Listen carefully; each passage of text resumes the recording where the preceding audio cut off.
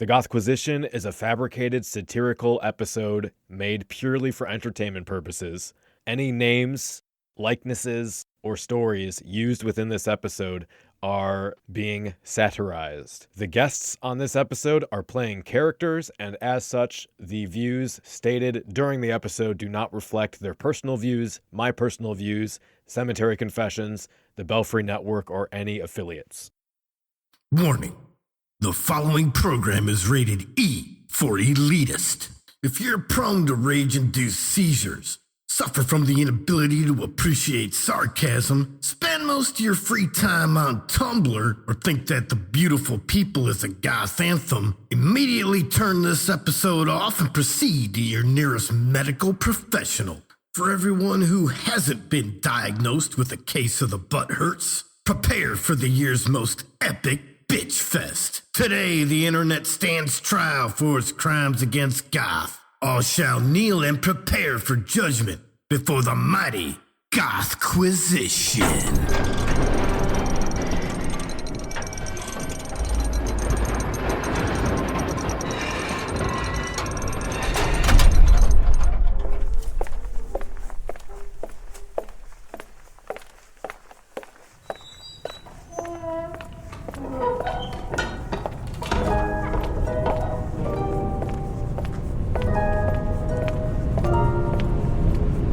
You are listening to Cemetery Confessions, the world's #1 Goth Talk podcast.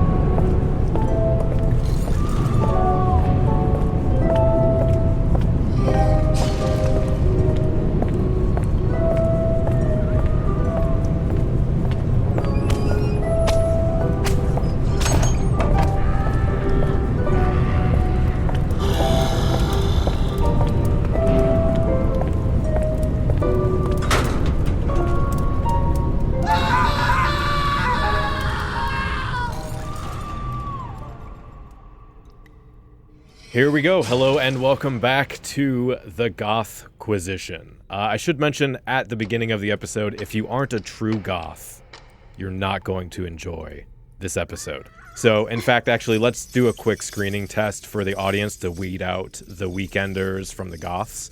Let's see, what should we do? If you can't name at least 5 tracks from the following 80s bands, then you're a poser. And you should turn this off right now and think about what you've done. All right, so here are the bands. Ding on Sish, Psycom, Bone Orchard, and Premature Razor Burn, which was a side project of Roz Williams' pubic hair. For everyone else, though, welcome to the triumphant return of the Goth Cabal, your favorite collection of elitist gatekeepers keeping anyone under the age of 32 out of the scene since 1987, and that's a true fact. We are the goths that haunt your dreams. We're the elitists that shock Voltaire out of his sleep in a cold sweat and make William Faith get out of bed to pee because his underpants are suddenly all sticky. Alt-calls worship us for our infinite well of knowledge, and Dark Side of the Con bans us because we made fun of that one guy with the headset mic and a bad wig. So watch out for old men throwing beer bottles from the stage, grab the LP of your favorite sister's copycat band, and prepare your batholes, because we are the Gothquisition, here to save Goth from itself. As always, I am the Count, and I am here with our cabal, so let's introduce all of our Gothquisitioners. Tell us who you are and why we should care, and Andi, let's start with you. I am Andi Harriman. I'm a music journalist and DJ, and I wrote the book Summer Leather Summer Lace, so I think that gives me a few points. I'm not sure, though. Zakkarrii? Hi, I'm Zakkarrii, the strange goth, causing problems in weird ways. Dani? Okay, I'm Dani, and I'm from LA's goth scene, but living in London. Dani, do you also feel like slightly unprepared after Daniel's amazing intro? It's like he hypes us all up, and we're all like, you know. Just say you're a DJ. We're just fucking nerds yelling about shit on the internet. And you make clothes. That's true, I do make clothes. Thank you. And you're very good at it. Perfect. Michelle? I'm Michelle, and I'm old. There's That's all I got. I'm old and I have a lot of records. A lot. That's an understatement. All the records. And Joe, take it away. Sorry, ATAC. Oh boy, here we Take it go. away. Here we go. Right. Why you should care. Why you should care? I'm Elitist fucking Joe, that's why you should care. ATAC, Elitist Joe, event organizer, DJ with multiple personas, musician with 2 projects, YouTube and Mixcloud, writer for the Belfry Network, though I haven't written many articles of late because I've been doing goth stuff IRL. And also Elitist Joe on Facebook and Instagram. And now we've got that out the way, I made a little song to sing. I love to gatekeep with the Gothquisition. I love to gatekeep with them. We cuss out all the posers and use torture devices to make them scream. We gatekeep in towns and graveyards and on the internet. I love to gatekeep with the Gothquisition because elitism is best. Ha! That's all getting cut out. I hope you know. Oh my god. ATAC, perfect. Well, and of course, I would just like to mention I've lit a candle in honor of Jez. She was unable to make it as she's busy running her home for wayward winkle pickers, and was too busy to join the Gothquisition, but she's here in spirit. I'd like to ring out 3 spoopies for Jez. Spoopy. Spoopy. Spoopy. I appreciate that. Oh my god. Happy Gothquisition. I'm going to need more whiskey. Where's my whiskey? There it is. So now that we've got introductions out of the way, a new addition to the Gothquisition this year are sponsored segments. As you may know, we've had the last year off, and I've done some soul searching and realized that if the Gothquisition and Cemetery Confessions want to remain relevant to the goth and industrial community, we need to start selling out. And if there's anyone who knows more about selling out than our next sponsor, I would be shocked because it's Avelina de Moray.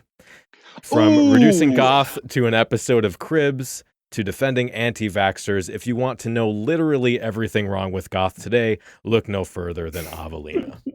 Oh my god.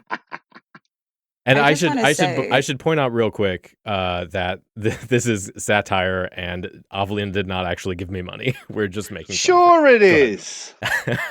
I'm going to be that like Mariah Carey meme and be like, I don't know her. Yeah, exactly. Who is She basically like talks to goth influencers on Instagram, and then it's like, hey, I'll mass produce a gothy ugly bag in China at the hands of like really low cost workers so that you can promote it and then I can get fans. Yeah. Right. Okay. I didn't know that person's name. The highest peak of bullshit ever thought of. She and she poor shames people. Someone in our chat just put that in there. I won't call them out by name. She's poor shamed people, and personally I thought it was hilarious that she made a video where she talked about how hard it is to do YouTube and how much work goes into making quality content, which is why her justification for why goth YouTubers deserve to get paid tons of money and get all this free stuff because they do so much work. And in that video, she's literally using this shitty mic with static and echo and room noise, and halfway through you can literally hear someone talking and doing the dishes in the background. It's like, who asked for she's her? become a parody of herself. I cannot take her seriously. Oh shit. So our first article is hang titled on, Goth hang is on. Not... Yes, hang on, yep. I've got something to add. Right, where did I put it? Here we are. Now, I would love to say what I know in detail, but I've actually been sworn to secrecy. You could say it is secret Aussie goth business. Let's just say that a lot of that expensive furniture she has was given to her for free, and she kind of scammed her way into getting it, and I'll leave it at that. I can't really speak on anything else. Oh, shit. But she's another contributor to the goth is expensive misconception we have been fighting against as kids buy into what they see on YouTube and Instagram and assume it all to be true. I'm just going to end with hashtag goth is not Killstar. Spilling the tea. You heard it here Damn. first. All right. So our first article is going to be titled, Goth is not a teenage phase, it's a passion for the dark and beautiful. Really? All right, well, let's get into this. So the author says, throughout my life, I have identified as goth. I am always found in black clothing, dark makeup, with an overall vampy aesthetic. But what does it mean to be goth? To put it simply, here we go. She's going to educate us. To put it simply, Gothic culture is just a group of people who share similar interests in the beauty of darkness. But to me, being Gothic is less about what you look like and more the feeling. So who Hell else is yeah. feeling goth today? I'm like a strong 8 Oh, God. right now. My pre-show bowel movement was more goth than this person is. Whoa! We're toilet goth buddies. Hashtag toilet goth. Put it in the comments. Yes, it comes with the territory that you feel inclined to wear black, but under that blanket goth signifier, there are so many subgenres. Here we go. Since the 70s, when Gothic and punk music and culture and fashion movements began, what it means to be goth has evolved. Today you have genres, including traditional, romantic, industrial, death rock, metal, pastel, new, cyber, fetish, hippie, baby, cabaret, Victorian, steampunk, Lolita, What and is gotham. baby? I would like my time back for having to Yeah, sit what's through baby this goth? nonsense. I think baby Yeah, goth doing is... this sober What is the really fuck is baby difficult. goth? I think it's Is maybe that like people who have a Kindergoth fetish from for the being a baby 90s? then. Let's just call it that. Baby goth is when people get schooled by us elitist gatekeepers and they can't take it. Or they're talking about the artist known as Baby Goth, who is I'm not assuming even they're talking about like remotely the goth. Kindergoth thing, but there's an artist known as Baby Goth? Yeah, it's one of those SoundCloud rap kind of people. I'm learning so much so quickly. I don't know if anyone wants to speak to this sort of this weird subcategorization, especially for any new goths that might be listening, like this weird defining of It's yourself those as fucking not just a chibis goth, but again. a fetish goth or a hippie goth or a metal goth or a pastel goth. I feel like people break it down to this level because it's easier for them. Because eventually, like, all this stuff fades away. The breakdown of different goth subgenres. Like, once you're an actual goth, you don't really need it. You just do what you like. But it was Yeah, like that yeah. before anyway. I mean, sort of, even when I was new, 20 years ago, it was, you just did goth. You didn't necessarily pick a type. You didn't have to. That all came in the 2000s. Yeah, it's definitely like a millennium internet thing. Well, Michelle, let me ask you, because I asked Trey this on a previous episode about the introduction of romantic aesthetic and Victorian aesthetic into goth in the 90s. Somebody in an article had said that was a contentious thing and that people were split over the idea of trying to separate goth into different segments. Was that a thing, or was it just like, this is part of goth culture? I don't remember it being a thing, like, at all. Yeah. At all. I mean, yeah, if maybe like the term romantic goth might have just come up in like, what are you going to wear to the show? Oh, I think I'm going to go for something like romantic looking. You know what I mean? Like, and that just meant you might wear like a ruffly blouse or, something like that. Like, right. I never, just because you bought a lot of records from Project, did it mean you called yourself a romantic goth as opposed to buying a whole lot of records from Nightbreed, and then you call yourself a right. trad goth? If someone ever called me a trad goth, like, to my face, I swear I would kick them. Like, what the fuck is that? Like, just stop. Just these qualifiers for your outfits are one thing, but to qualify yourself as that, it's so limiting. It's dumb, is what it is. It's just a product of like internet marketing. You're just letting yourself be like literally marketed to. I just think, like, with the idea of the hashtag being brought to social media, I mean, a lot of people started like defining their very specific photos like online, Oh yeah, for sure. Yeah. But I mean, this even started like back in like in like LiveJournal, like a little bit. It was prevalent, but again, it was more descriptive of like your sartorial choice for that day, not Right. like even your Right, way right. of Yeah. life.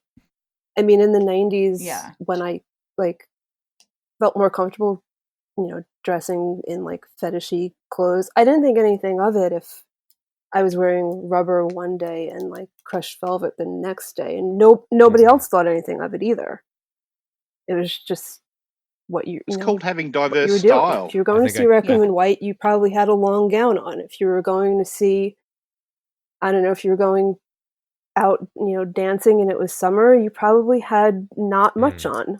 It was,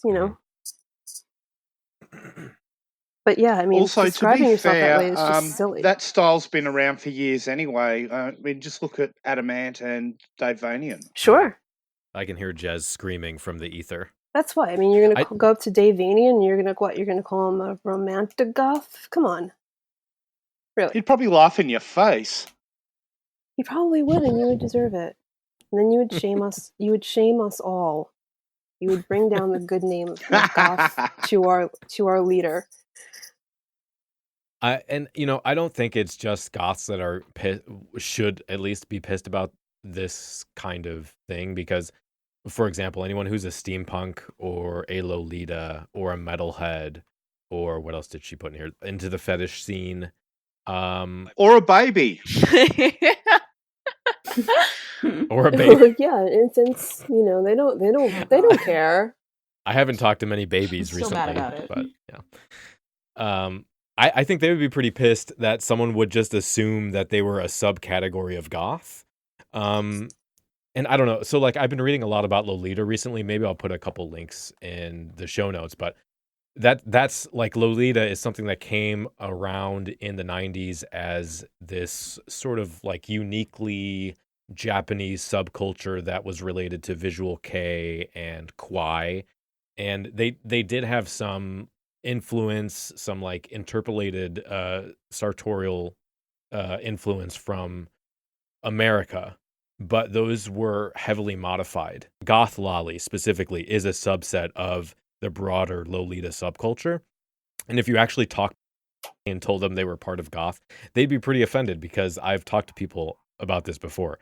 And you can go through and apply that same logic to most of the groups. Like she says hippies. If someone throws hippies into a collection of types of goths, I think it's safe to say that yeah, I mean, just absolutely because they no wear idea what the fuck they're patchouli. talking Probably the about. Burning Man people. Okay. I mean, some of the people that go to like the Mad Max I think festivals so. and stuff might be industrially It's true. inclined Yeah, if they that's listen to the true. music, but not goth. I think the hard rule is anyone outside of a person that's listened to the Gothquisition is not goth. So let's see, they go on here to say, no matter which one you feel fits your gothic heart the most, the fact is no one genre is more gothic than the other. This is Right. why I say that goth is a feeling. I'm fucking writhing. Bullshit. Bullshit. Where's her editor? It's She about to needs be an us. If it was us, it never would have been published in the first place. Exactly. If I tried to write an article like that on the Belfry Network, the count would be like, no, just no. I'm not even going to let you write that with a warning. No. Hand in your goth card and your badge and go home. And in your goth card, you are banished. I'm going to have to link that in the show notes so people know what you're talking about if they don't already. Yeah, I mean, Oh, yeah. Do so. To your point, she keeps using the term genre, which is like just like Google synonyms for the word genre. Like, what are you doing? Because I assume she's talking about the like some kind of taxonomy, some kind of order of things. Goth species. Yeah. Yeah, it's just like aesthetic and lifestyle, because she's not just talking about fashion. She's talking about weird supposed subsets of goth. But you're right, this is a problem through the entire thing, which was frustrating to me that this was shared so often, because it's basically like freshmen in high school writing with no editing. And Yeah, it's terrible I writing. didn't understand why I kept seeing this pop up in goth groups and on friends' timelines and stuff like that.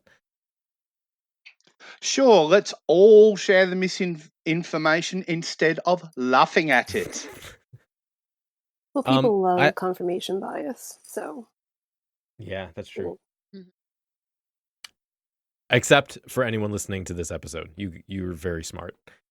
I guess so. Until we judge you. So the whole like is goth a feeling thing. I guess I understand. I don't know. To be a little more empathetic, I kind of understand where she's coming from, because when I was younger, I had a similar notion of goth was this ethereal,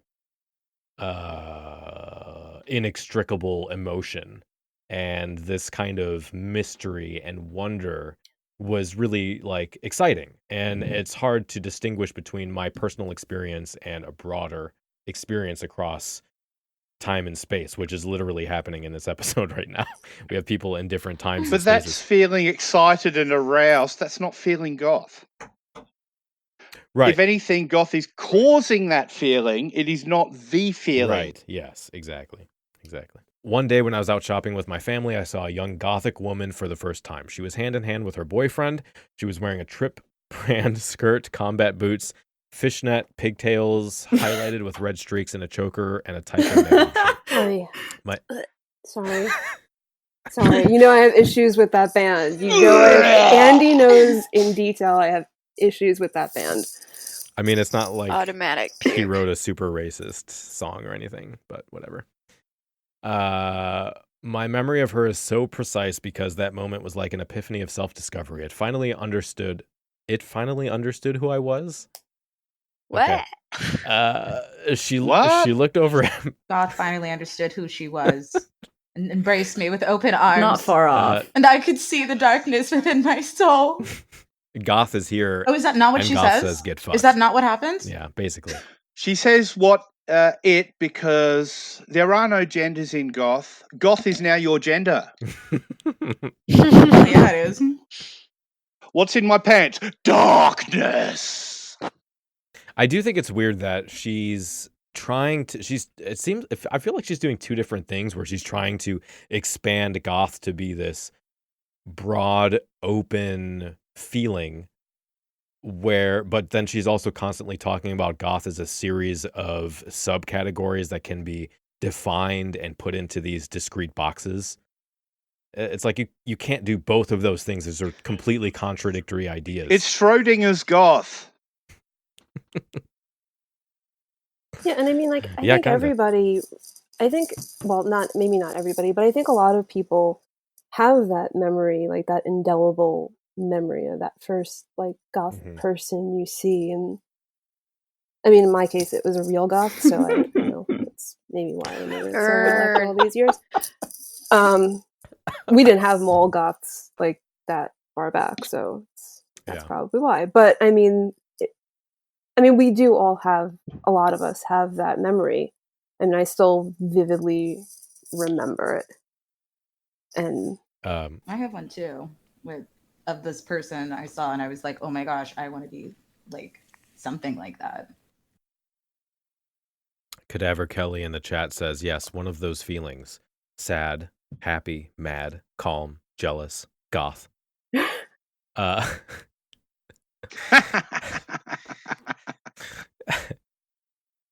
All right, so let's finish this up. She says, so here I am today, 23 years young, finally living how I want to. Goth is not a phase or just about how you look. Being goth is a passion and inclination towards everything dark and beautiful. Not every gothic person would agree with me here, but we are all connected. No matter your gender, race, expression, or genre, being goth is imprinted on the heart of each of us. In awe of the dark, stay batty. Ugh.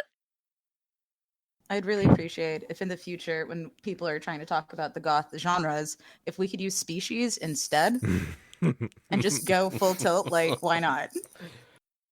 I like where your head's at.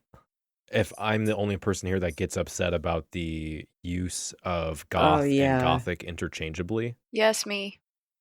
yeah, Very. So what? Because Also, here's another thing, though. If you're 23 years young, how do you know you're still just not in that phase? You don't. You only find out after being involved in the subculture for years. Well, I don't see. I might actually disagree because I don't think necessarily that I would invalidate. Well, I guess I would because I'm on the Gothquisition. Yeah, fuck her. It feels like she's like, haha, just moved out of my dad's house. Yeah. At least wait. I mean, did you see her It's as if she's Instagram? screaming, "Look, Mum, it's not a phase!" At least wait to start telling people what goth is for a while. Yeah. Who are you to Earlier, have the I showed authority to tell Andi me? the Instagram. Yeah, her Instagram is crazy. Okay, yeah, go ahead. Yeah, what's the Instagram? Oh, there we go. Hang on. I want to see. Well, it doesn't load on there, but like I did some like snooping online, some research. She has 2 Sorry. Instagrams. Let me link it. Yeah, there's 2. There's one Okay, pre-goth and one post-goth. Oh no. What is this? A flute? Oh, there is. No. Oh, she's a singer for a gothic metal band. That explains everything. Okay. Yeah, that really does explain everything. All right. That I don't know why we just had that whole conversation. Oh, there's a flute. Yes. I mean, I used to play flute, so I can't say anything. Aww. I'm getting this weird impression from these 2 accounts that in order to promote the band, they're trying to authenticate their gothness. No, I think you're right. So, it's that time.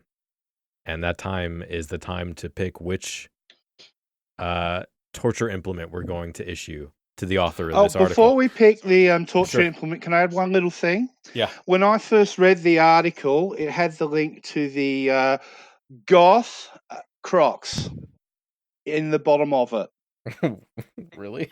Oh, yeah. Yeah. The handmade one? Yeah. Yeah, with the chain and the spikes, Yeah. because chains and spikes are so goth. If you have to wear Crocs as someone who's done it themselves, and even included them in the sandal goth is a real style thing, as the evolution of sandals for goths, you don't need that shit, people. All right, so we have 2 options this time. So you all get to vote between the knee splitter and keel hauling. Keel hauling. Yeah. Yarr! She be keel-hauled! Keel hauling. During the 18th century, keel hauling was a popular form of punishment by pirates and navy men alike. Victims would be tied to the ship and tossed overboard to be dragged. The jagged barnacles on the hull of the boat would rip the skin from the victims, usually enticing any hungry sharks that might be lurking the waters below. This is some next Ouchie. level Damn. petty shit. All right, so we're going to take a song break, and we will be right back.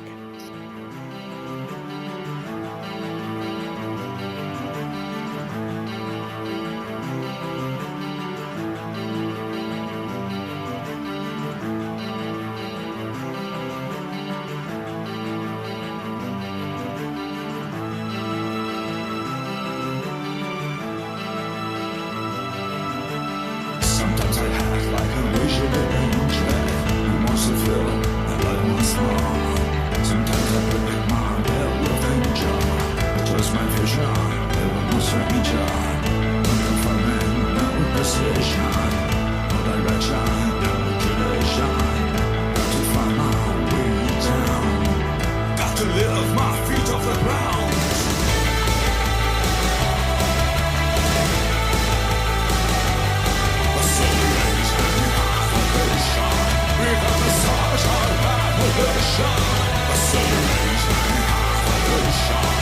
This broken revolution, a celebration, a revolution.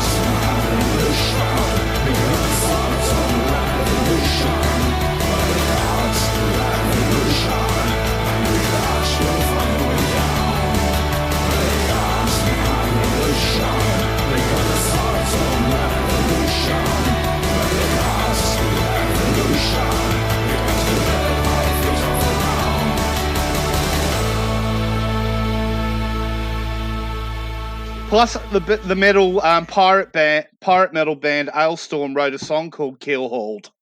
They're officially a goth band now. I guess. We're going to move on to the next article, and this segment of our show is brought to you by Voltaire.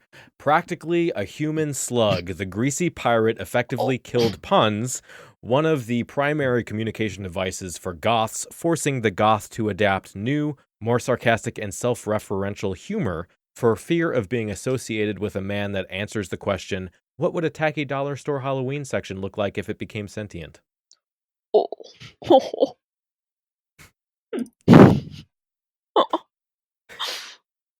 I'm just so in awe of the viciousness that has evolved. Yeah. Since we did this, since we started this, you've surpassed me in viciousness. Anyone have any thoughts about Voltaire? Well, there's an episode of Oddities that Voltaire was on, and he wanted something weird found for him, and they found for him to buy a medical thingy with a slice of human brain. So, judging by that, I can guess his favourite song from The Wizard of Oz is "If I Only Had a Brain." That's it? That's all we've got? All right. Come on, you surely got more. I've heard so much I think I said a lot about Voltaire. Are you all bucking for Voltaire's brownie points or something? Come on, pony up, spill the tea. I have enough enemies, you guys. So the weirdest thing about traveling different goth events is somehow I always manage to run into Voltaire, not knowing they're going to be there or anything. And every single time, I think I've made him watch my table. Who are you? Can you just watch this for a sec? I have to go do a thing. Probably stole something. No, I just every single time. That or she knows that all the girls who might be stealing drinks and that are going to be cringing away from him. So that is one way to keep your stuff safe. Oh my god. It's always before we open and it's something was left outside and I never register that it's Voltaire. I'm always just a friendly person, anyone, somebody. Mm-hmm. Yeah. And then I just look and I point and then I leave. It's like there was a Friday's interview with him. You can see her a local visually band show in New York and not have Voltaire be the opening act. I'm very glad those days are over because I've seen New York his has improved shtick more than I care to count.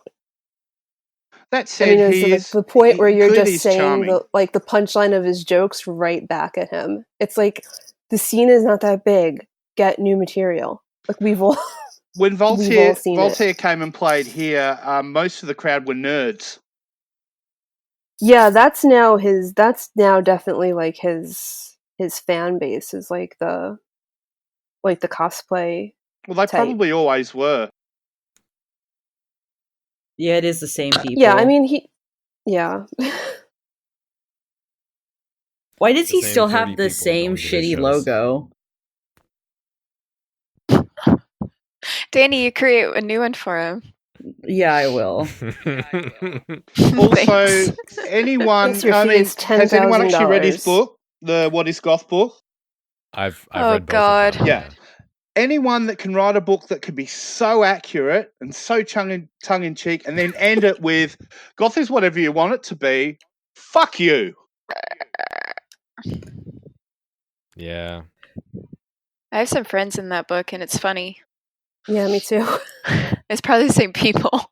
It's probably the same people. He's clearly goth, but he's just too much misinformation. He should know better. Well, I mean, I think his whole thing is, of course, like, yeah, I don't doubt that he loves goth music, but let's not forget, Voltaire as a brand has become a commodity, and he needs to keep that commodity user friendly. Yep, So pander he to a needs to wider not, demographic. he needs to not so rock the boat. Yeah. You know? Yeah.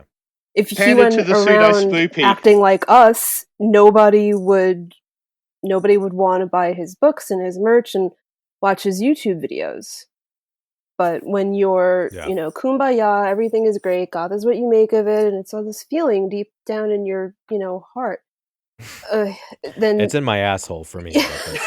But then that's just me. that gets you more views. If you had a channel where you basically said shit we say, I don't think I anybody do would have a watch you. channel that I don't say think shit you'd- we say. I make memes Yeah, but of how the many shit we say. Patreons do you have?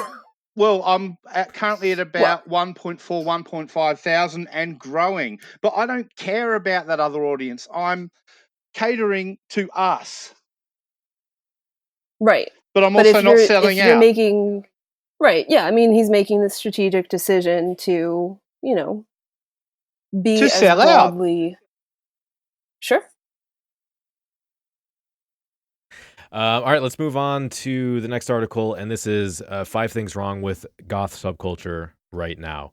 And the reason we're covering this article came out 5 years ago, and this is on what website is this on? Rebels Market. Rebels Market. Rebels Market. They just recently changed the publish date because we covered this on an episode of Cemetery Confessions 5 years ago. And they just changed the publish date to I think last month or the month before. The sad thing is 2019. it's just as relevant in us discussing it now as it was 5 years ago.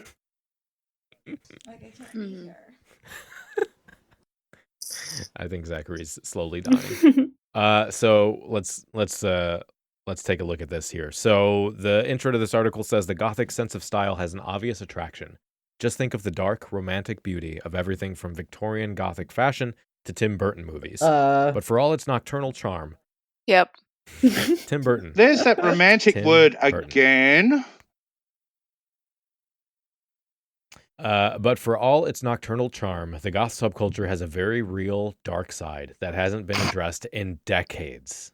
Wow. This is amazing. This is the first time in 40 years someone has ever brought any of this up, ever.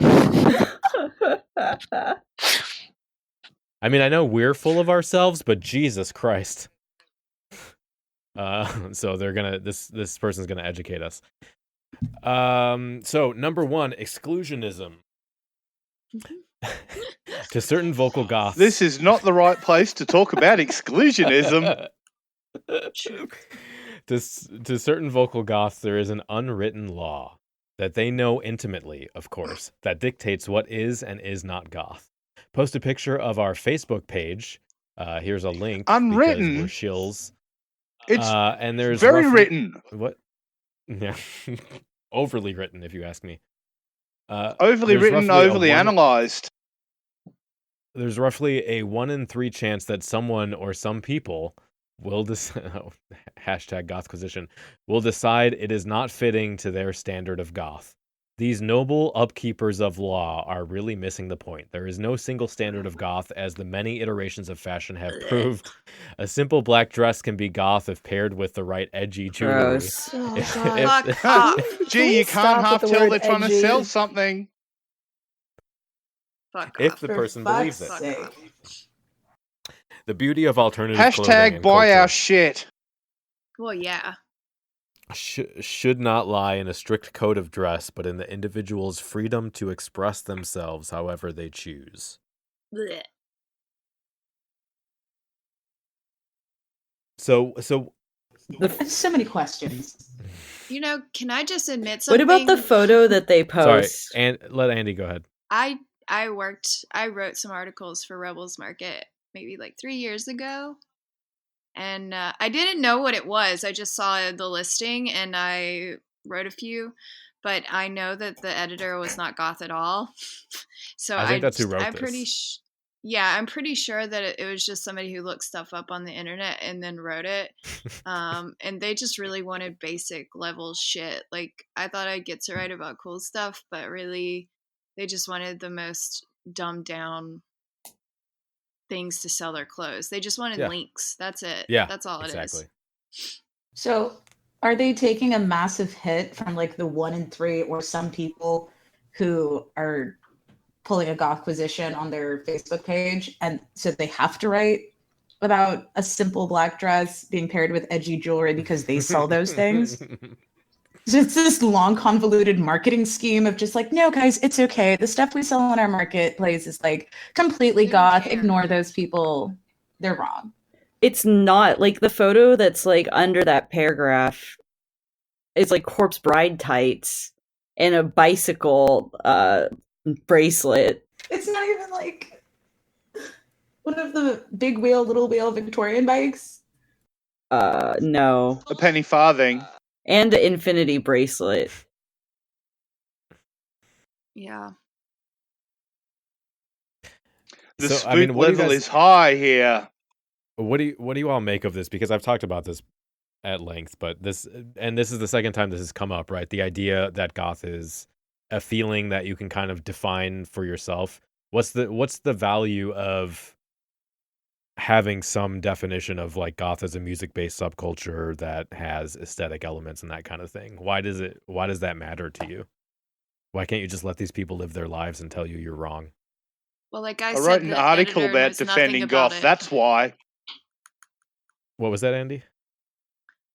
Like I said, I mean, the editor doesn't care about it. The editor is just a normal person, and she got other writers to write about other subjects. It's not all like goth. I'm pretty sure it's just all Google stuff. It's not, they're not really trying to prove anything. They just want words on a page. Mm. I don't think They don't care. anything It's all about it. profit. I do think there's this this notion of, and I've even read this in like research, like ethnographic research papers, where they're trying to identify some kind of underlying essence of goth, because they'll say something similar to what this person said, where there's like, well, you can have somebody wear these goth signifiers in like goth fashion, but other goths will still say that person isn't goth and I can tell. And then they try to analyze what is this essence that allows, like, is it attitude? Is it the way somebody wears something? Is it like the little, like their hair or whatever? What is this thing that outsiders aren't able to identify, but insiders can? Like you said, Andy, this comes from a fashion site, so they're only going to be talking about fashion, and like defining goth as a look because they're trying to sell stuff. And I think, I mentioned, you defining goth as primarily a music-based subculture.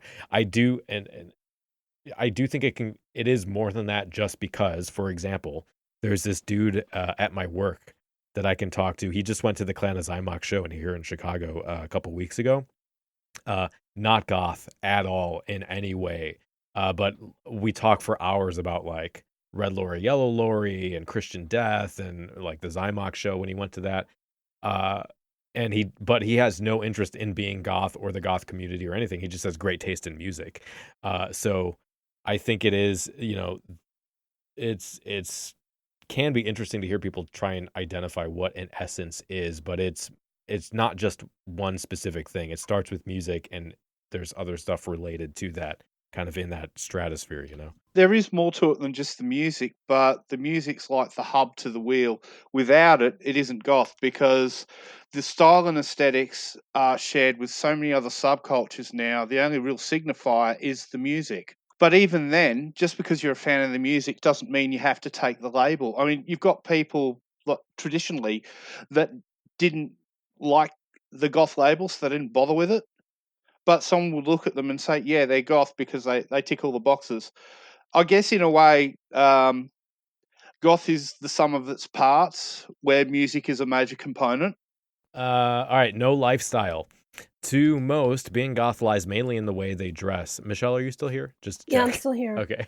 I have so many tabs open, I can't tell. I was having some sort of like tuberculosis coughing. Okay. It's very Victorian goth. Okay.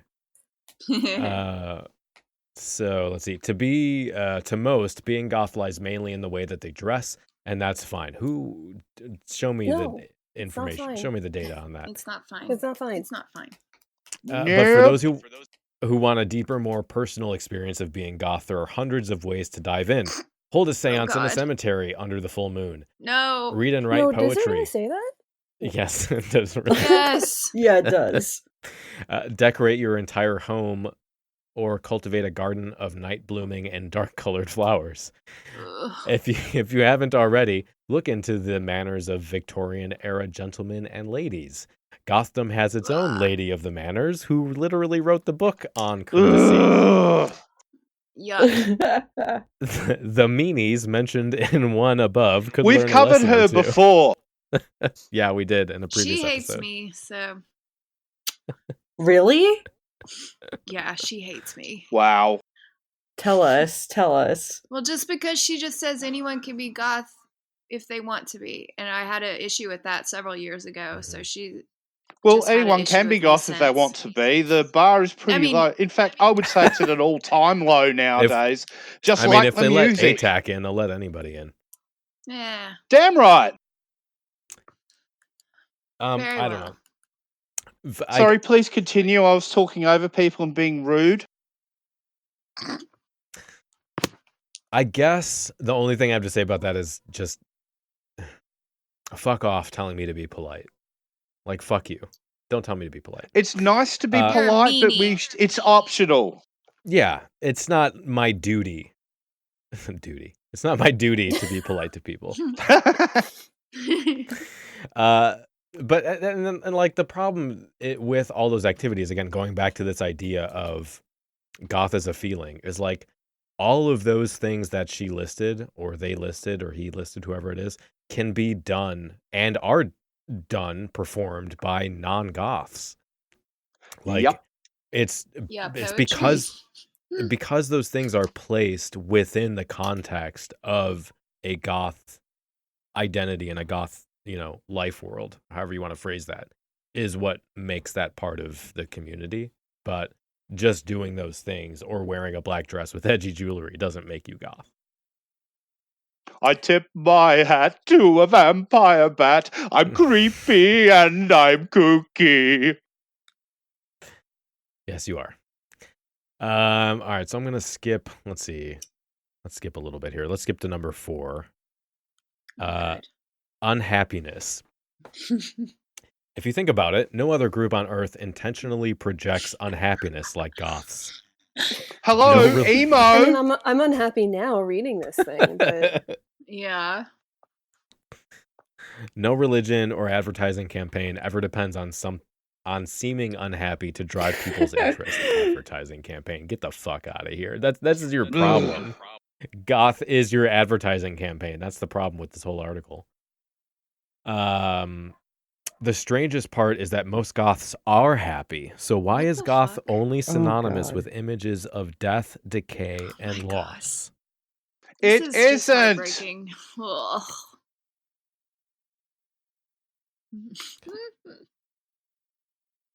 Yeah, I know. Okay. Andi, go ahead. I know a lot of unhappy goths, honestly, but maybe that's just me. I feel The other like thing I'm too reading. is- Go ahead. Sorry, go ahead. No, you go ahead. The other thing too is there's a lot of people glorifying mental illness and depression. Yeah. And they think, well, if I'm depressed, I must be goth. And that's a load of crap.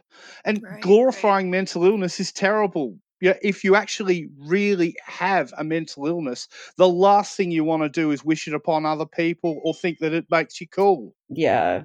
Well, I think that's why it's obvious that this is written by an outsider, because they're assuming that that goths are projecting unhappiness, which I don't see that as the case. They pair that with death, but the problem is that like there are entire cultures and religions that centralize death and decay to their worldview because they recognize that it's this inextricable part of the human experience.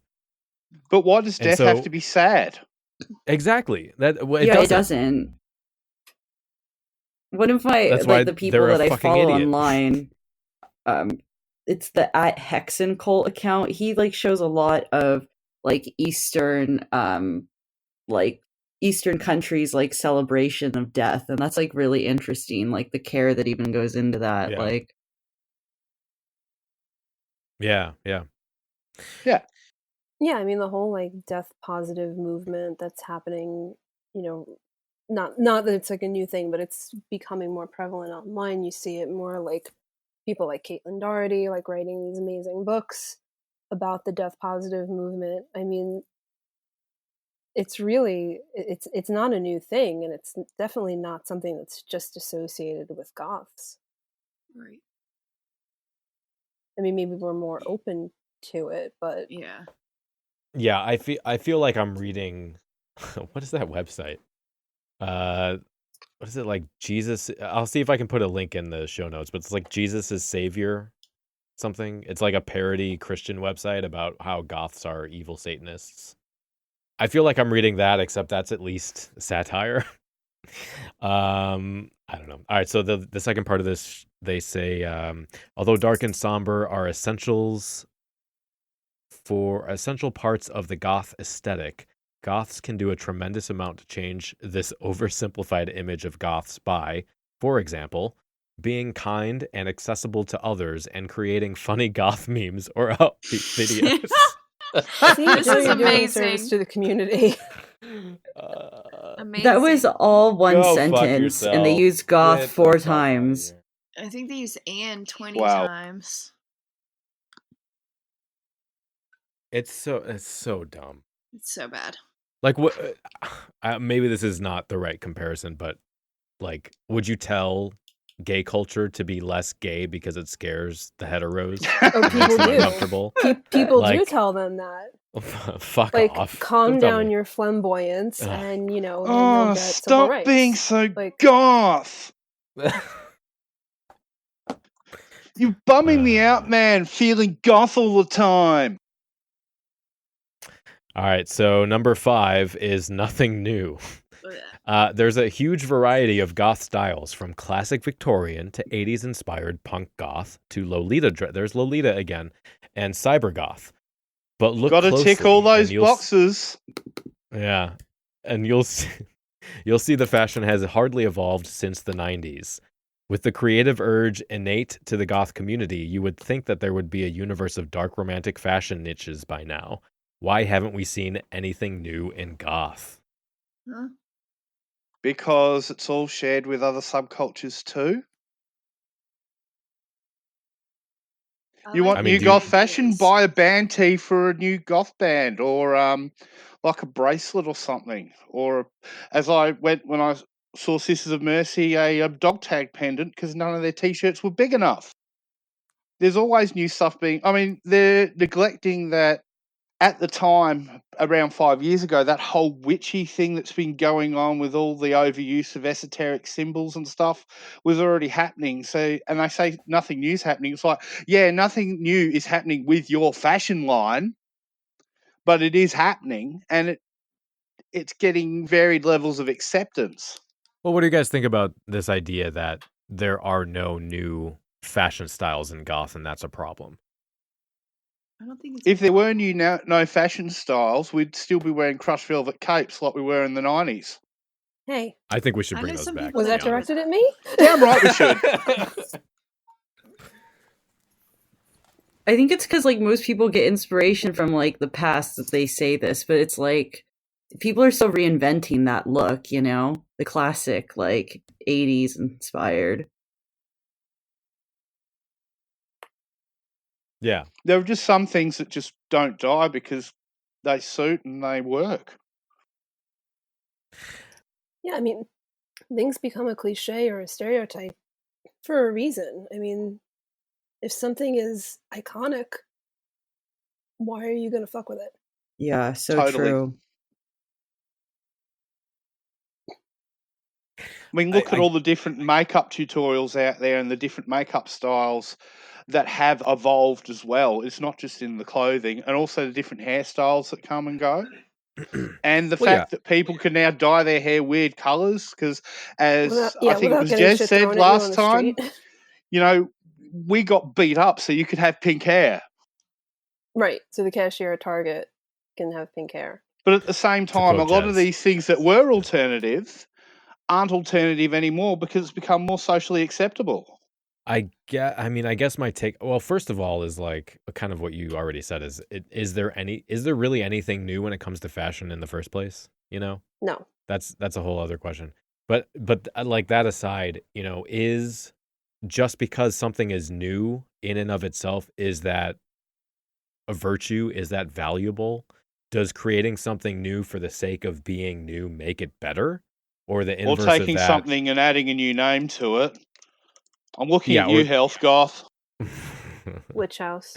Or the inverse of that is, does something being old make it worse just because by virtue of being old, right? It's and then that implication that, or I guess it's not an implication, but saying that goths have run out of creativity.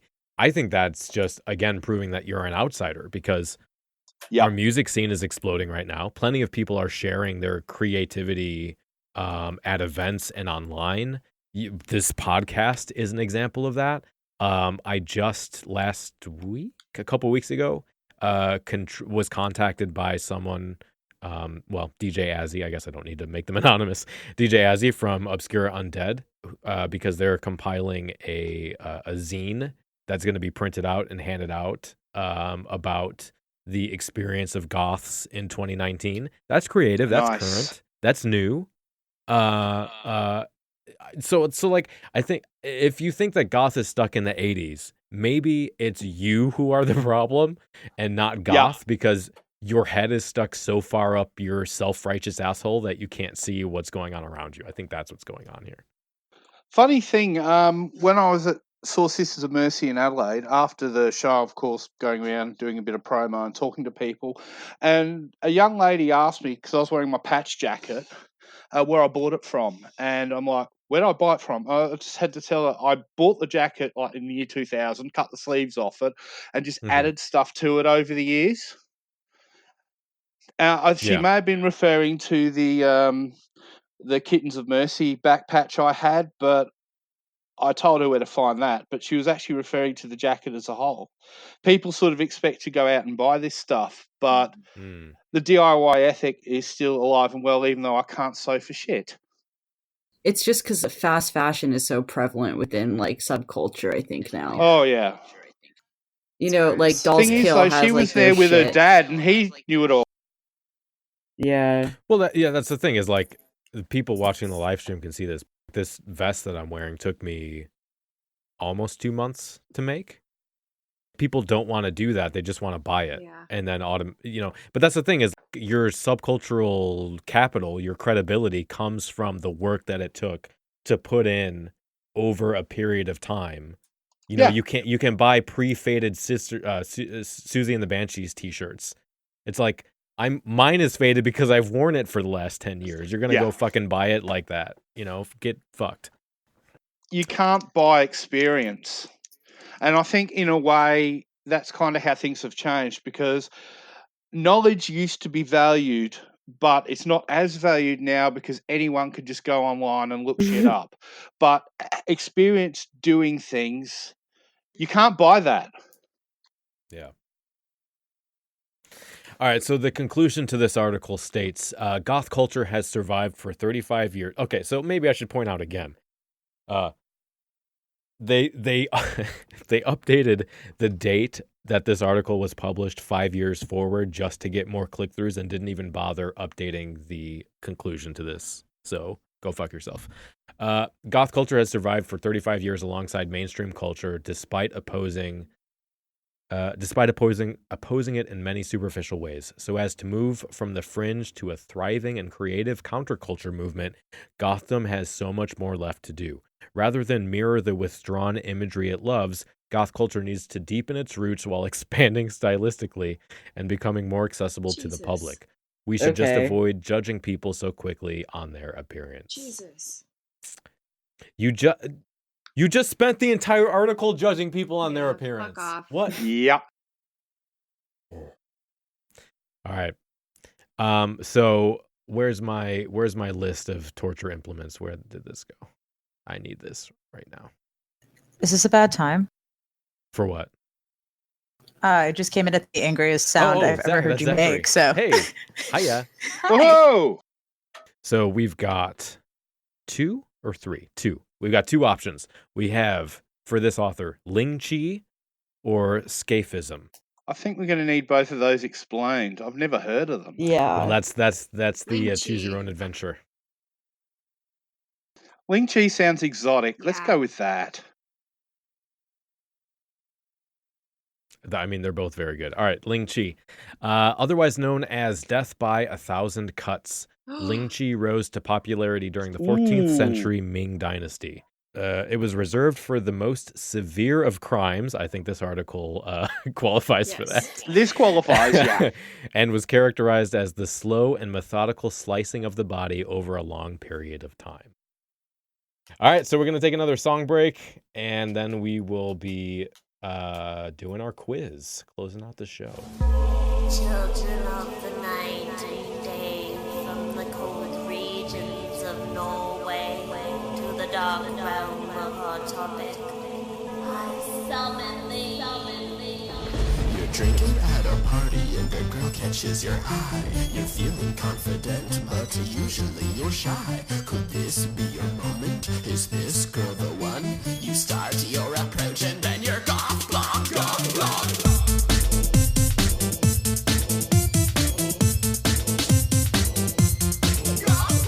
Out running errands and you really have to pee. The bathroom is open and there's no one you see. You open the door because it's not locked. About to fill the leaves, then you're goth blonde.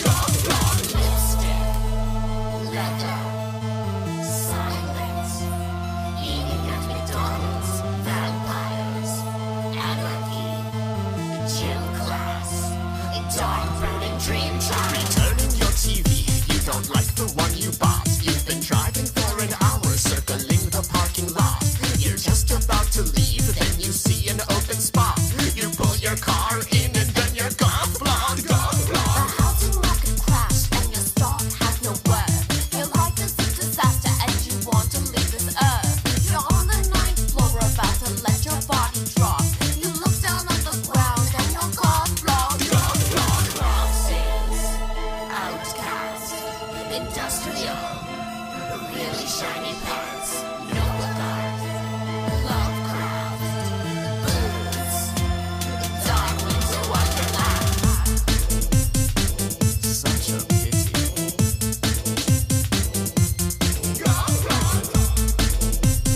I'm the one your parents warned you about.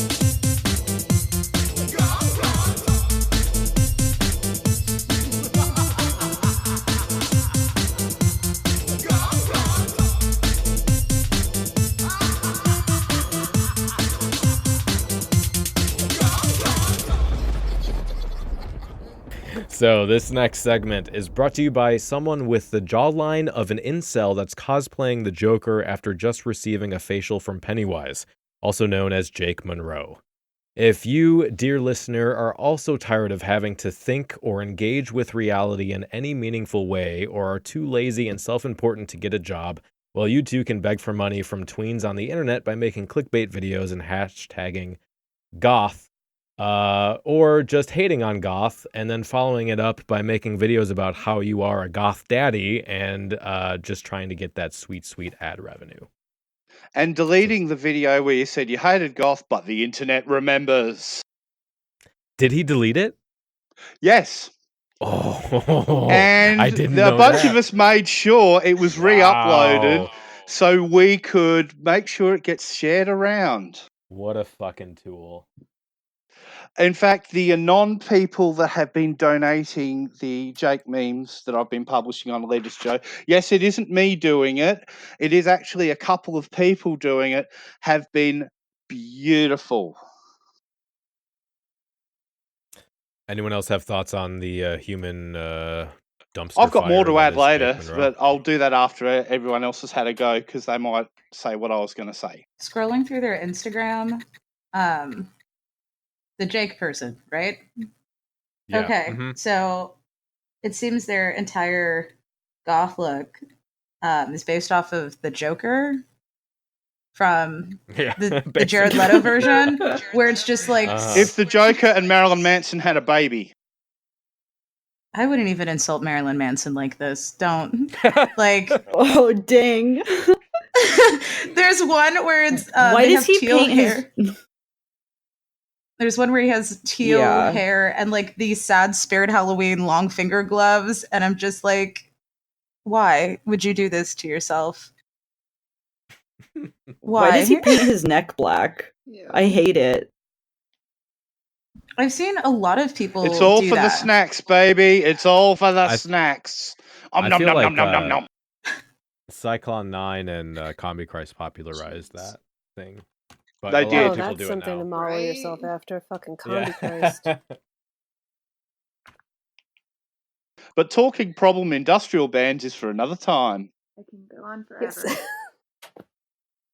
I noticed that all of his photos like don't get as much likes as the ones that he posts when it's like a throwback photo, like when he was like way different. That's so sad.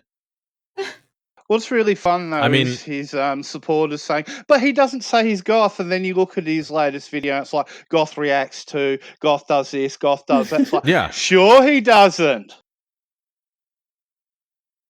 It's like social repose in a way. You know, I feel like he just kind of this is the problem, is people don't feel like the YouTube personalities are authentic in any way because they're just changing who their persona is based on what gets the most views. And if that's what you're doing, like, go fuck yourself, because I don't know. It's complete trash. You're complete trash. Especially if you want to be part of a community that's like goth, where we value creativity and authenticity. Yeah. If you're just gonna try and exploit that, go die in a car fire. Like, I don't care. Plus, it's problematic that he calls his fans snacks, which is actually a sexual term, when a good portion of his fan base are minors. It's like Jude Ew. Bishop, who sexualizes minors with the daddy little girl relationship thing and encourages Gross. to do it. It's awful. Is that what? And those two are great buds. Oh, God. I'm gonna be sick. Yeah. That's baby goth. Is that what that Yeah, is? it is, but it isn't. Burn it with fire. For those who don't know who Jude is, they may remember that Hooked on the Look video where she was living with a Lolita who wasn't really a Lolita, more of a cosplayer, and she's an absolute Killstar fanatic into non-goth bands. Which kind of explains why Jake is associated with her, given that he does... In fact, that meme that was made by one of the anons with the... where's the medal? You're looking in the goth section. Quit gatekeeping me! Yeah.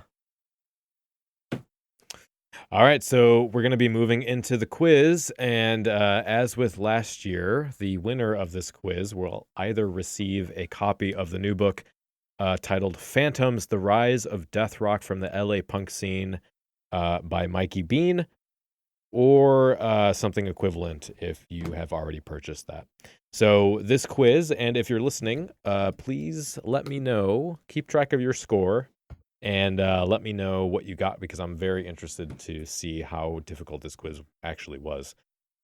The way we're going to do this, there is no multiple choice. So I will just ask the question, and whoever answers correctly first will get 1 point. Some of these questions do have multiple points. So for every correct answer, you will get 1 point. Can you hear me? There's about 30 questions. Yes.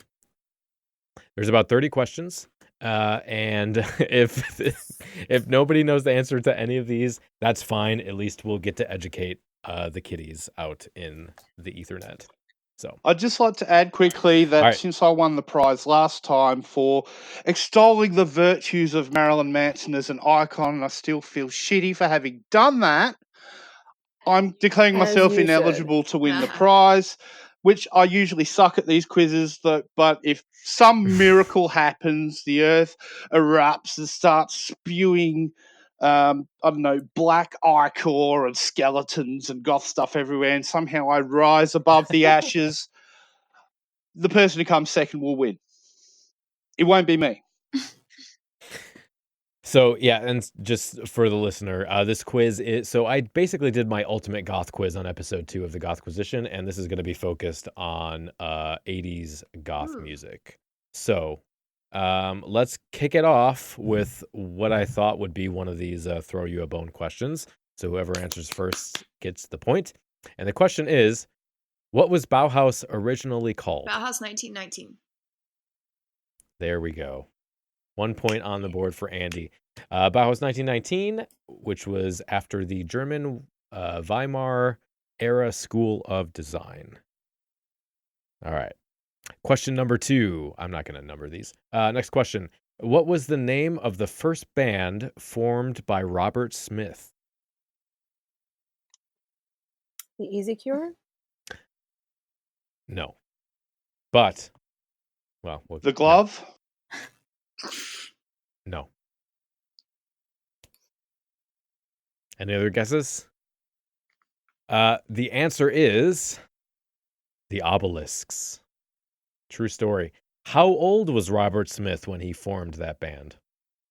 16. Nope. 14. Nope. I mean, literally guess 17? A number. No. 16? No. I said 16. Okay, you all failed. He was 13. Dani, you got really close. Oh, dang it. Fuck me for picking an even number. 13. Now that is good commitment to music. Yeah. And that's why he's so good. I would eat his asshole. But to be fair, I'd eat a lot of people's assholes. In 1976, after half the band members of the Obelisk had left, they changed their name to what? The Easy Cure. No.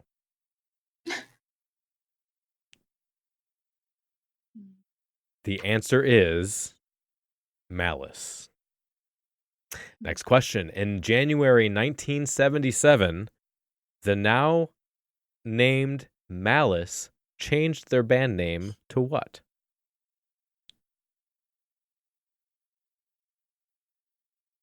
Easy Cure. Yes, correct. Oh my god! So cheap. 1 point. All right. Here we go. Next question. Killing an Arab is loosely based on what Albert Camus novel? The Stranger. Yeah, who said that, Michelle? Yep. Fuck. 1 point. Next question. The virgin prunes originated from what city? Dublin? Yes. Ooh. Yes. Very good. All right. Prunes guitarist Dick Evans was brother to Dave Evans, who was the guitarist from what Lipton Village band? U2. Yes, correct. All right, next question. The Immaculate Consumptive existed for 3 days, October 30th to November 1st in 1983. It toured New York City and Washington, D.C., performing solo pieces and collaborations featuring what 4 musicians? Mark Almond, Lydia Lunch, Nick Cave, and fuck, Cold Medicine. Ruin something. I can't remember the last guy's name. I think his name is Ruin. Well, you Last just name got is Ruin. you just got 3 points. Damn. 1 point for each name. There's one more person.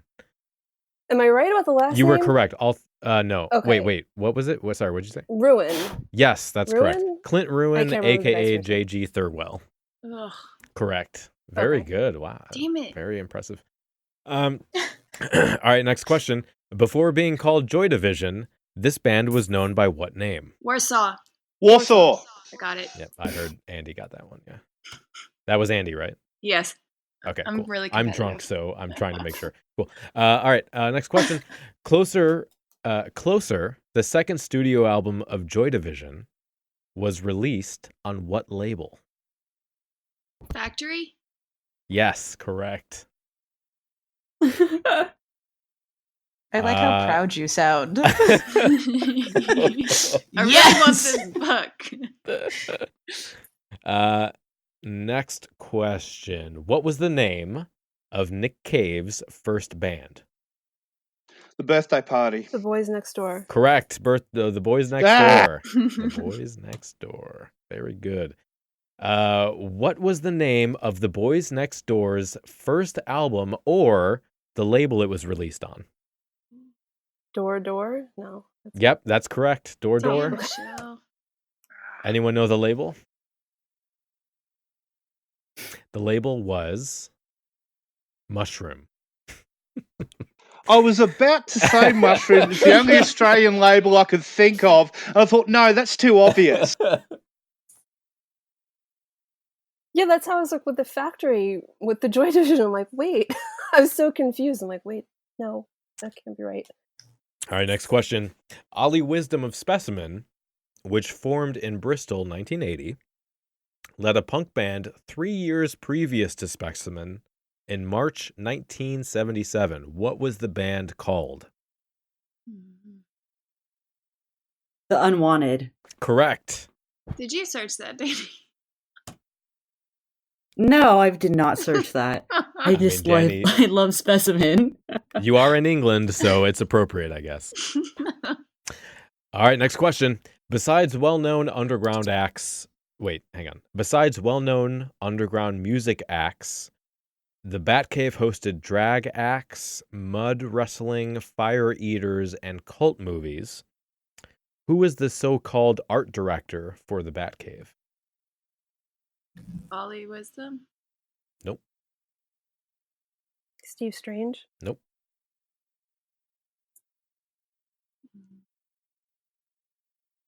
Oh, wait, hold on. It's John. Correct. No, it's John Klein. Yep, John correct. Klein. There we go. Another point. All right, next question. Yeah, he talked about that.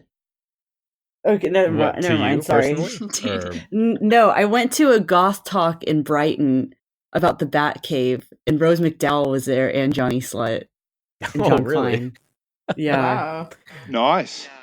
That sounds like a party. All right, next question. What is the stage name for Killing Joke bassist Martin Glover? Youth? Right. Yes. Yeah. Who said that? Me, Michelle. All right, here we go. Michelle knows everything. What was the name of the band formed by said Killing Joke bassist Youth that played the Batcave on September 15th, 1982?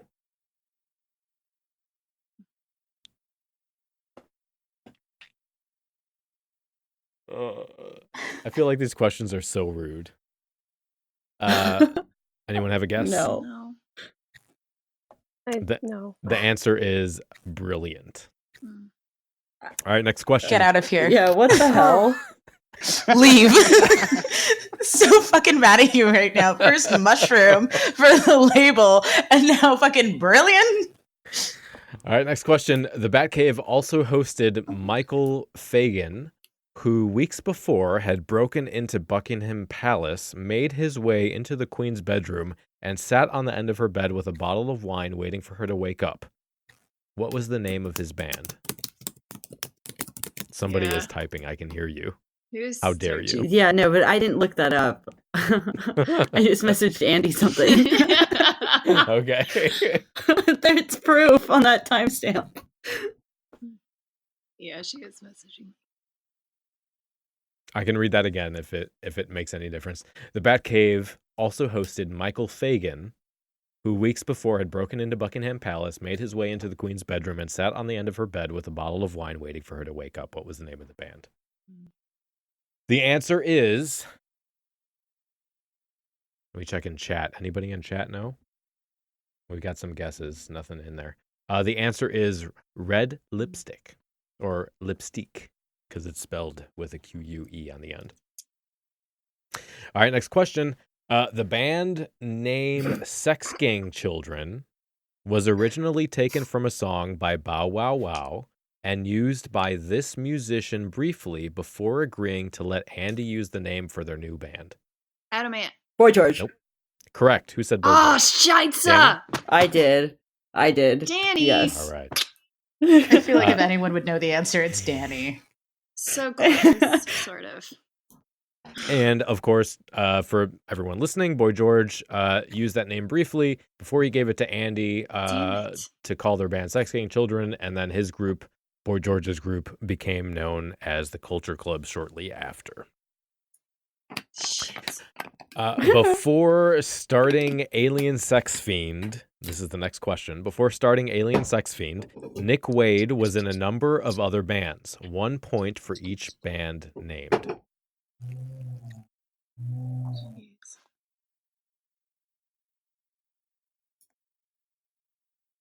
There was one oh god. My brain is failing me. That's fine. I'll give you guys a minute to think. Demon something. Mm-hmm. No. No? Yes. Considering how these questions gone, you can pretty much say anything at this point. Is it? I know. I'm ingenuity? Just sounding like somewhat blasphemous words.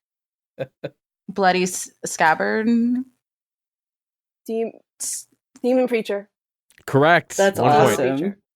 I don't know anything else. 1 point. And Demon I Preacher. I didn't even know he had a band other than that one. Demon Preacher was later known as Demons. Any other guesses? There's 1, 2, 3, 4, 3 other bands I have. So, all right, here's the answers. The Earwigs, which was named for one of Alice Cooper's band's early aliases. Little Alice Cooper trivia. Another one was Mr. and Mrs. Demeanor, which came from a track off of Alice Cooper's Easy Action album. And then the final one is Little Miss Perfect, which was named after Joyce McKinney, who was someone that kidnapped a priest and chained him up and kept him around for sex. Nice. Lovely. Which Oh my god. I think is a perfect band name. Yeah. All right, next question. What music journalist stated that the Sisters of Mercy were, quote, the worst band to have ever supported the birthday party? Oh god. Don't know. This is another just like mean question. No idea. I love the quote though, Was so it? I had to put it in there. Mick Mercer. I don't. No, That's a good no, guess. but close.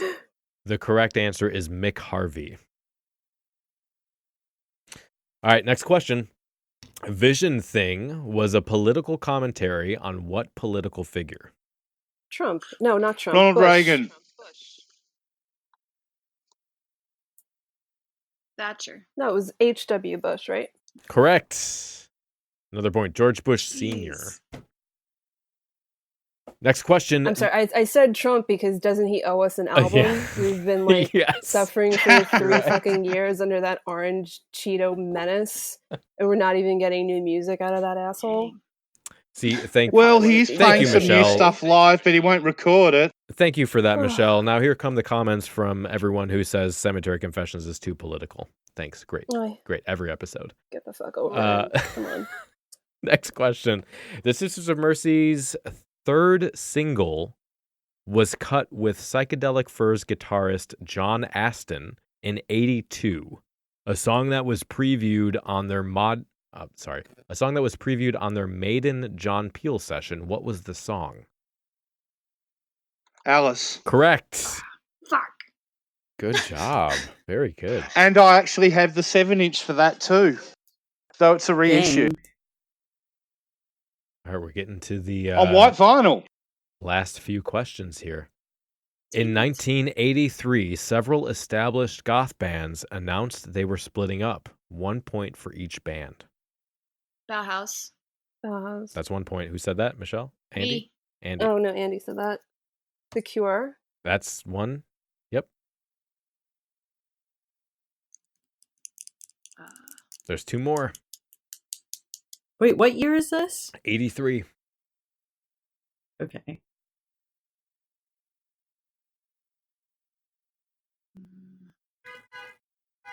Someone's honking.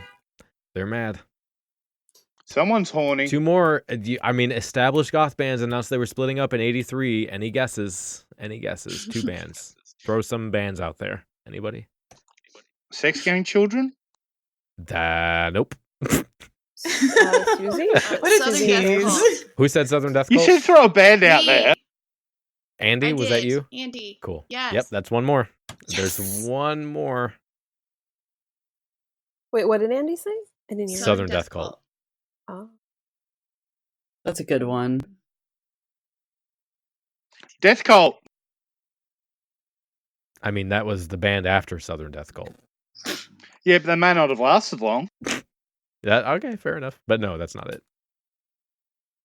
Well, Susie went on like a hiatus. Nope, not Susie. That's when they did the creatures. Yeah.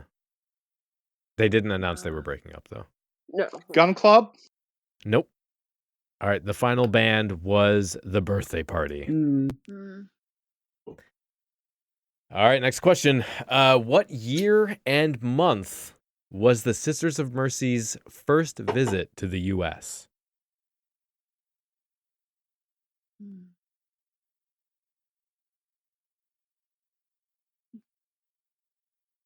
Do we get a point if we get the year right? Yep.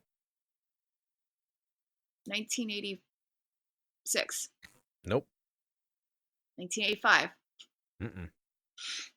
84. I'm going to say September.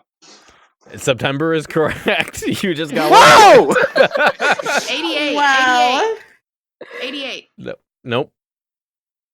89. I mean, I didn't lay out any rules. You guys can just like shout years until you're blue in the 86. face. 81. Nope. 87. No. All 19. right, time's up. 92. The year was 83.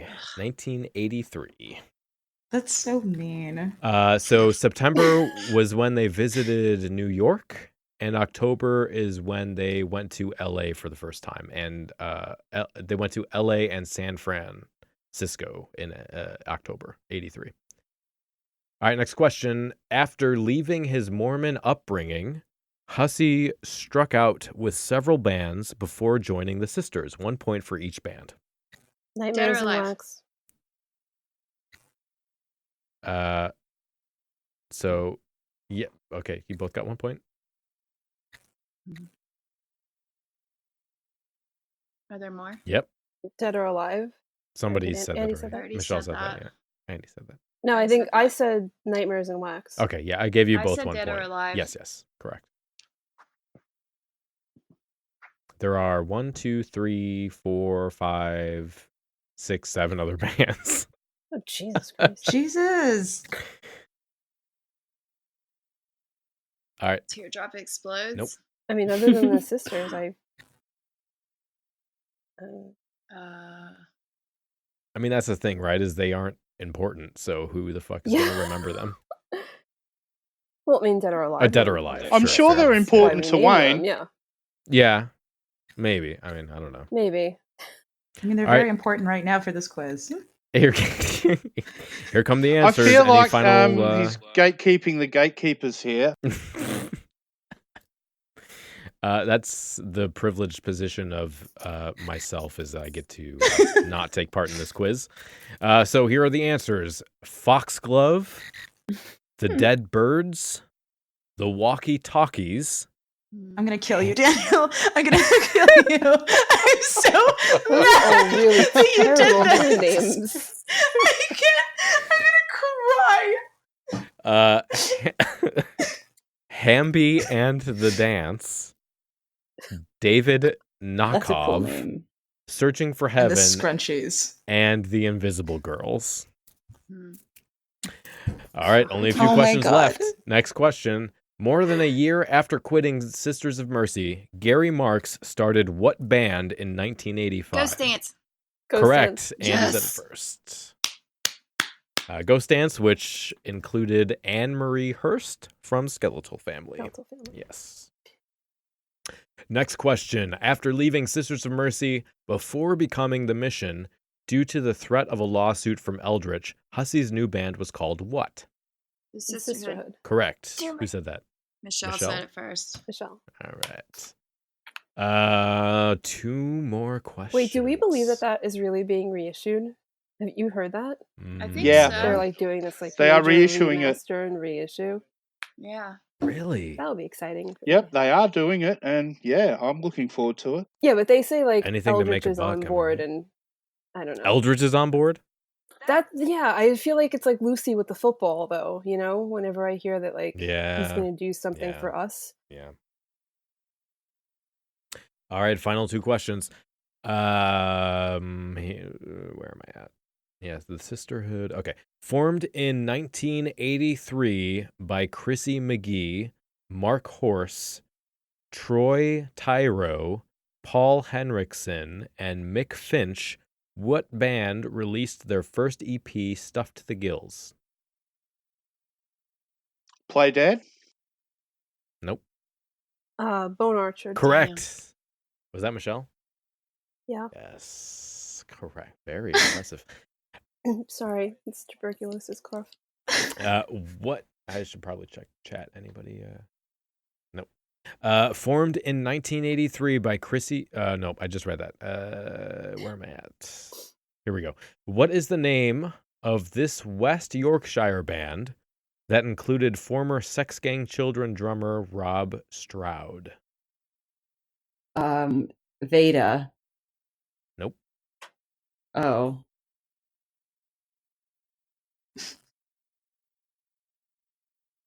No idea. I'm just counting points here while you. Let's see. Cry. I don't know the answer, but just because there's going to be some British listeners, you mispronounced Yorkshire. I'm sure I did. I'm a filthy American. I love the I fuck you appreciate in that Technically tone. correct, the best I'm kind like, of correct. Oh, you're gonna correct me? Ask me if I give a fuck. I appreciate that. I'm sure I did. I mispronounced many things. Any final I'm guesses? just here for moral support. The correct, and I'm gonna mispronounce the name of this band as well because I have no idea how the fuck to say their band name, even though I've listened to them. How about this hint? Their first release was called Gifts for All. All right, the correct answer is the Emoti Cree. Emoti Cree? Cry? Oh yeah, I don't know how to pronounce Yeah, I that don't either, know. like properly. But that's the band. All right. So quiz results with 14 points. Michelle with How close was Andy? Andy? Andi with a close 8. I had 9? You had 9? All I right. had 9. Well, I will correct that. Dani with 4, Joe with Still lost. 2. Very good. We don't have So, to. Michelle. We don't have to talk about me. Michelle, you will win a prize equivalent to that book, Phantoms. And Andi, as runner-up, I'm going to just buy you a copy of that book and send it to you anyway. Oh, So, I was gonna say, no, you could give my copy to Andy because I already bought it. Oh wait, did I have more questions? I have one more question. Just for shits and giggles. This American post-punk band of the early 1980s consisting of Perry Farrell on vocals, Aaron Shearer, drums and percussion, Vince Duran, guitar, and Kelly Wheeler on bass, were prominent in the underground LA music scene. The group were noted for being the first band of Farrells who went on to achieve greater fame in bands like Jane's Addiction, Porno for Pyros, and The Satellite Party.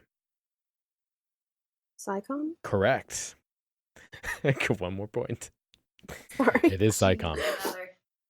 That's amazing. Very impressive showing. All right, so that is, let me double check. Also, that was a really good quiz. That's That it. was really good. I took Yeah, quite that impressive. That was all from research, not from my brain. So don't I love- think I'm like, I cooler can- than I let off. Yeah. Here's the thing. I know that you looked at something that said mushroom and was like, oh, I've got to do this. They'll kill me for it, but I'll do it.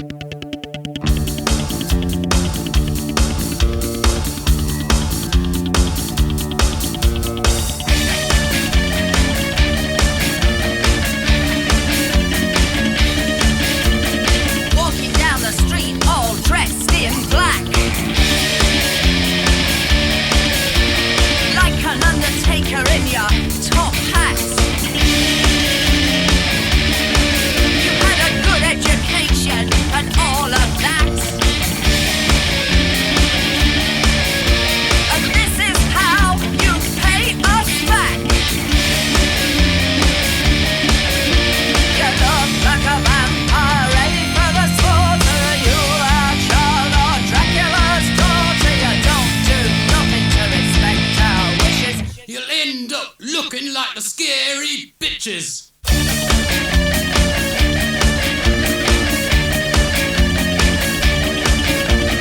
Long black dress made of satin and lace. Half a ton of makeup on your face. Big black boots, eyes like a cat. No son of mine's going out dressed like that. You look like a vampire ready for the slaughter. You are Charlotte Dracula's daughter. You don't do nothing to respect our wishes. You'll end up looking like the scary bitches. Me and your father are going round the bend. We're sick with worry about how it's gonna end. You'll be wandering round the countryside, sleeping in ditches, riding motorcycles and hanging out with witches.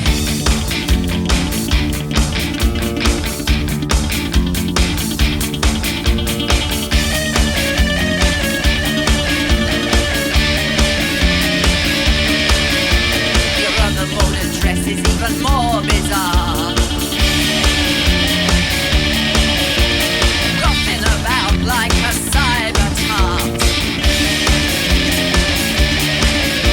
I don't know which is worse, the vampire trog or the transvestite robot from the planet Zog. You look like a vampire ready for the slaughter. You are Charlotte Dracula's daughter. You don't do nothing to respect our wishes. You'll end up looking like the scary bitches. Thank you all for listening. I'd like to end this show on a serious note. We've had a lot of laughs. We've made a lot of jokes at the expense of other people. But I want to have a moment here with you. If you are unaware, recently Vampire Freaks, the website, shut down after more than 20 years in operation. So I'd like to close this episode with a moment of silence in the spirit of nostalgia to remember the good and important work that Vampire Freaks did for the goth community. Thank you.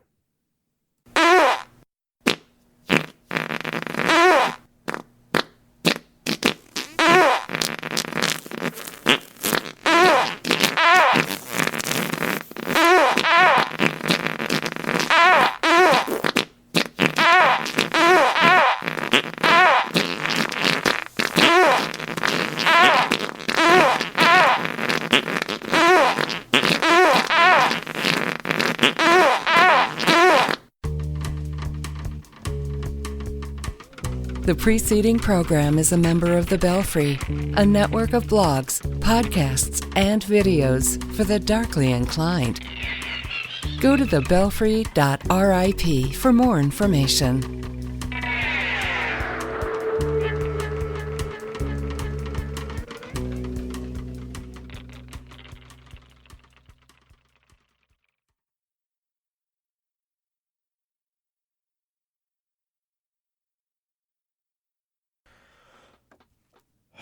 Okay, fuck, that's done.